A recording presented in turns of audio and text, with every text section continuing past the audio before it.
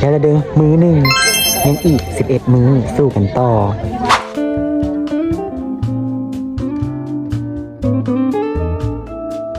เรากำลังจะไปซื้อแนวกินให้อาจารย์กันแน่นแล้วเนาะเขาได้รับหน้าที่มอบหมายเนาะมาซื้อของกินให้อาจารย์เนาะทุกคนนี่โมแมนที่จริงนะถือโอกาสสวยโอกาสออกมา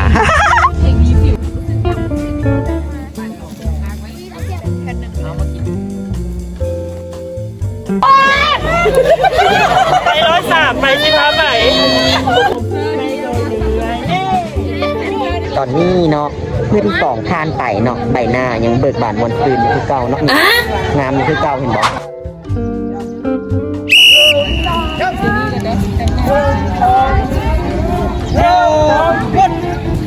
ต่อไปเมนนี่ชนี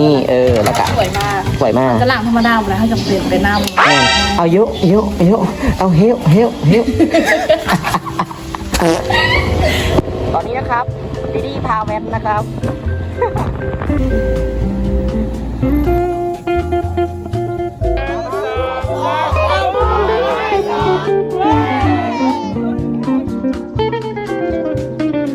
ตอนนี้มันกำลังสิ่งกันอยู่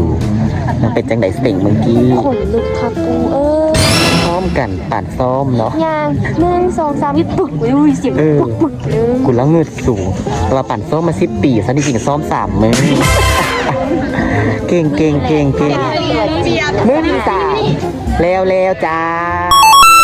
เป็นมื้อใส่มื้อแรกเนาะว่าซั่นซะไปกันต่อนี่เนาะมื้อที่4เขาทายยังไงบ่ได้เนาะเพราะว่าอยากเสร็จเนาะ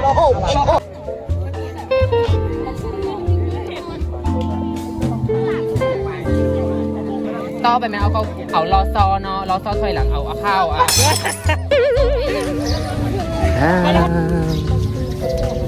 วันนี้เนาะไอ้น้องเขาก็เป็นกู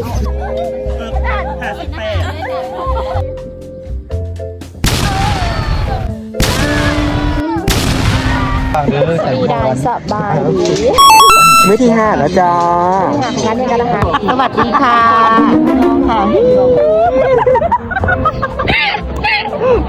มองผู้คนมองกล้องผู้คนมองกล้อง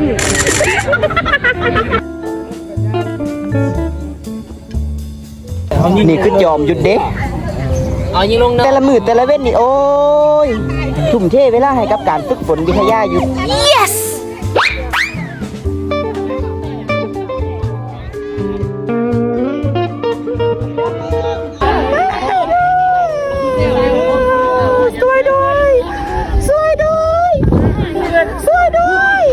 คนเดียวมันเหงาหัวใจที่คุณบ่ายจะไปไหนดี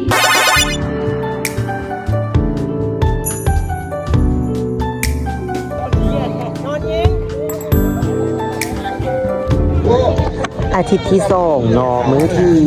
หยังมื้อที่7บัสันซาสบายดีเพิ่นซื้อหยังเพิ่นซื้อหยังซื้อโอ้ว่าซั่นเพิ่นสบายเดี๋ยวเจ้าอาจจะกินง่ายเด็กนะว่ายิ้มได้ยิ้ม2 นิ้ว2 นิ้ว2 นิ้ว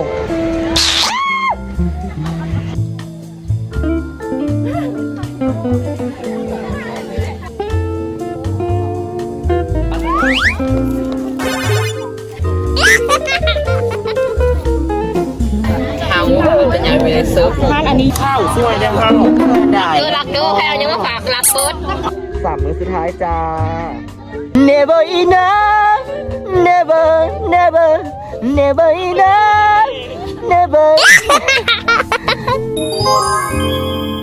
เฮียนมื้อสุดท้ายแล้วจ้ามื้ออื่นกะเห็ดหน้าแป๊กๆ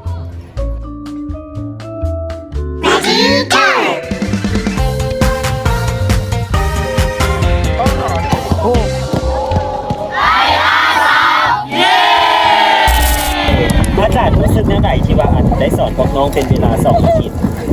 โดยเบ้าเลยอาจารย์คนอื่นมันเนาะแต่ว่าดีใจเนาะที่ว่าได้มานะขึ้นห้องสิซ้อนเนาะนะบรรดานักศึกษาคณะ